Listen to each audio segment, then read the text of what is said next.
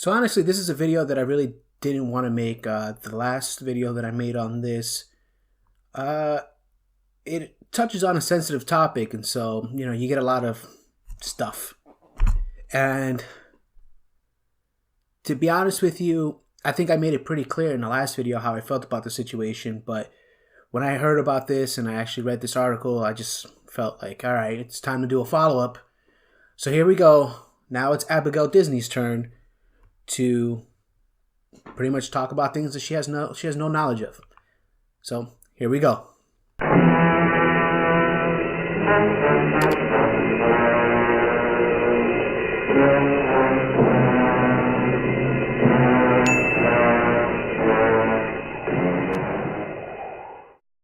All right, so Abigail Disney, if you don't know who she is the heiress to Disney.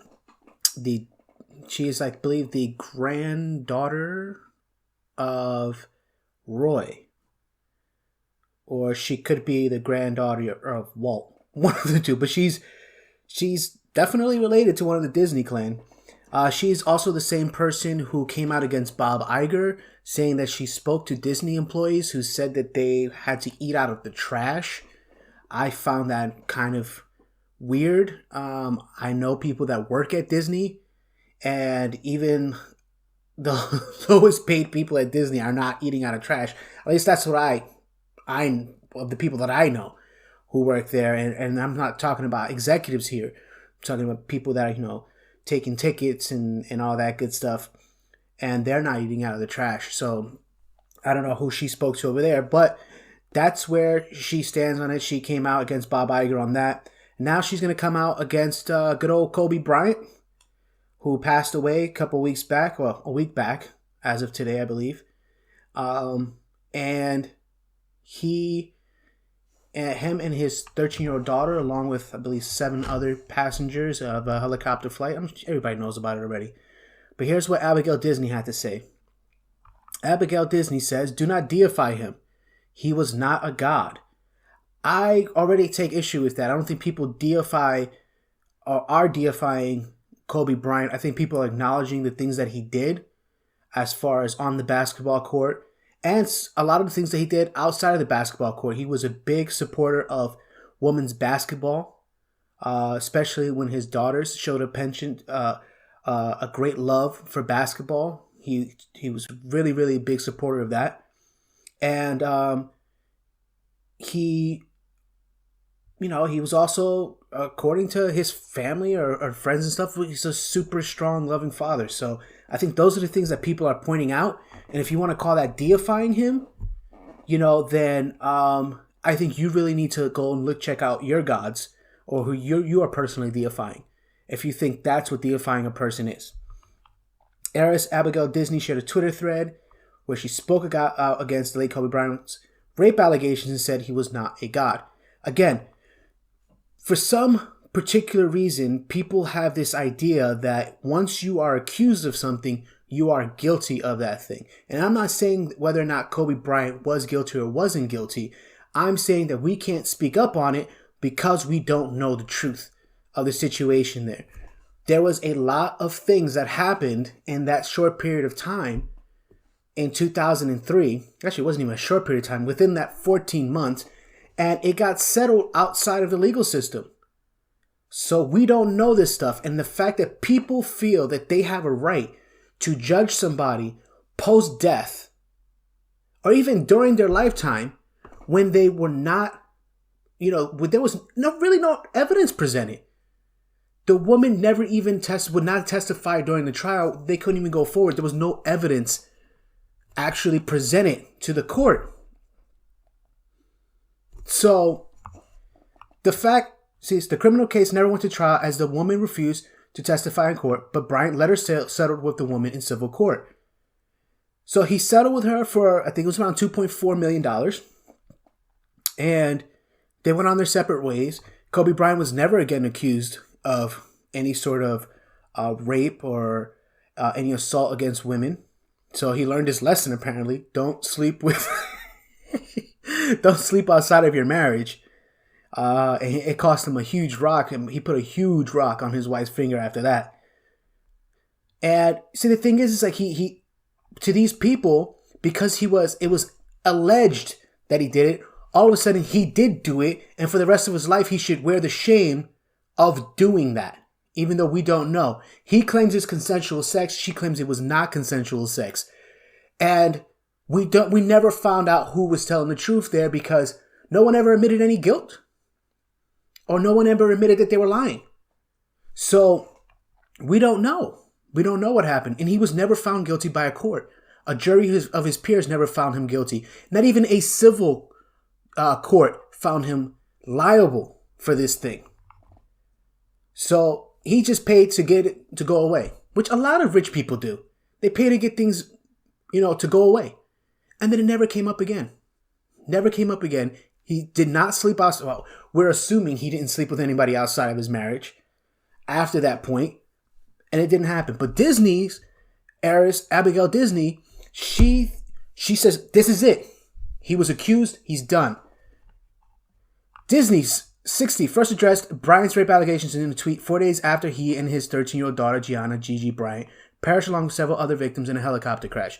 So she at least waited, whereas Evan Rachel Wood, she did it like immediately. She heard Kobe Bryant died, and she started hitting the buttons for Twitter. In a tweet accompanied with the Washington Post article, she said the man was a rapist. Deal with it. That is the problem there. That is why the hashtag #MeToo movement, Time's Up, why that whole thing suffers. That's why nobody believes in it anymore, because it has become if you are an accused, then you are convicted in the court of public opinion. It doesn't matter what happens. You are convicted. Doesn't matter what happens. And that is why when you hear these things now, you have to take it with a grain of salt. You can't automatically believe these things, because they paint everything with one large brush.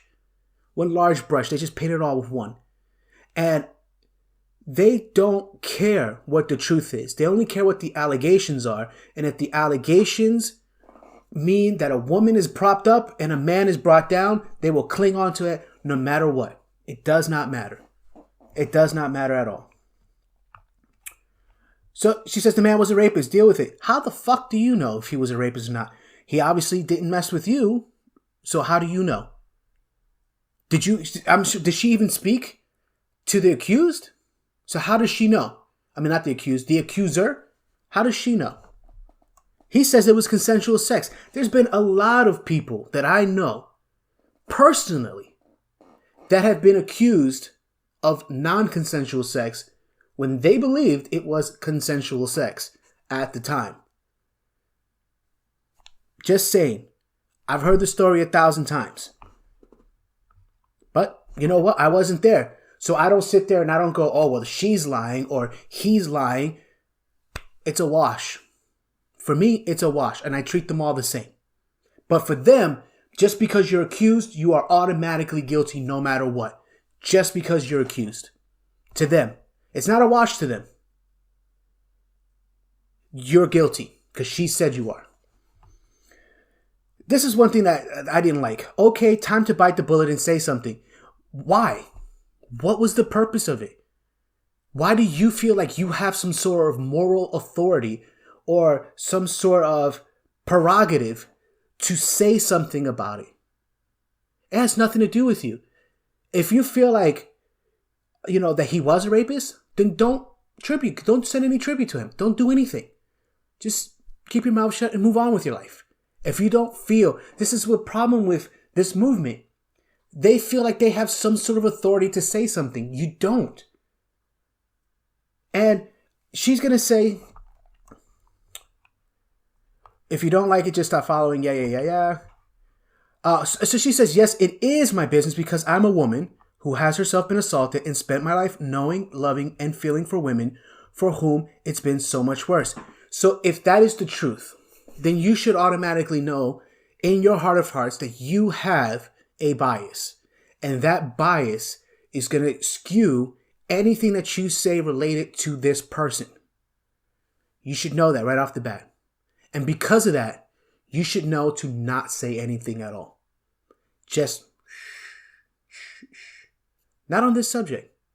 There's certain things that you may have authority to speak on, but another person's business or how another person can feel about someone else is not something that you can talk about because it has nothing directly to do with you. Kobe Bryant obviously was not your friend. Now, if it would have been different, honestly, if she would have said, if it was Abigail Disney, close friend of Kobe Bryant, comes out and says, well, you know what? He was my close friend and everything. And I really liked him, but he was sure a rapist. But that ain't gonna happen. The truth is she has no idea. But she feels like she has this authority inside of her given to her by whatever cosmos entity out there to speak on something she has no knowledge of because she herself was assaulted at one point. And a lot of the people that come out and say these things, you're going to notice a pattern. And the pattern is that they have been wronged in a way. And because they have been wrong, they have this sympathy or this empathy for other people who they perceive to have also been wronged. They feel like they have to stand up for them.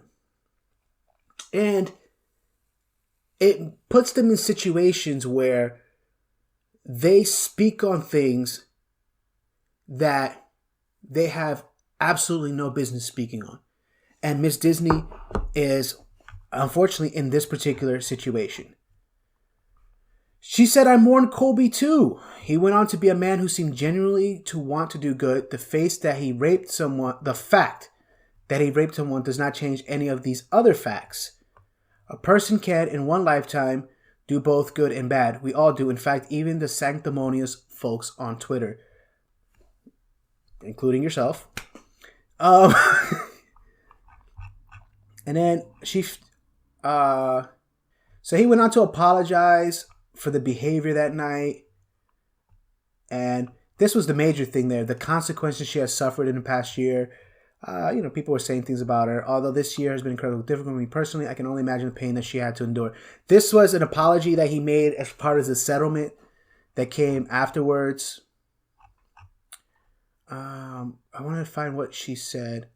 When a drunk driver kills someone, does his lack of intention absolve him of responsibility for the death? She took it to like pretty much like he killed someone. If he said he wasn't that drunk or didn't know he was drunk or didn't mean to kill a person or is really, really, really sorry, does any of this absolve him? Of course not. We are responsible for all of the things we do, whether or not we meant to do them. This was a really, really, really long thread.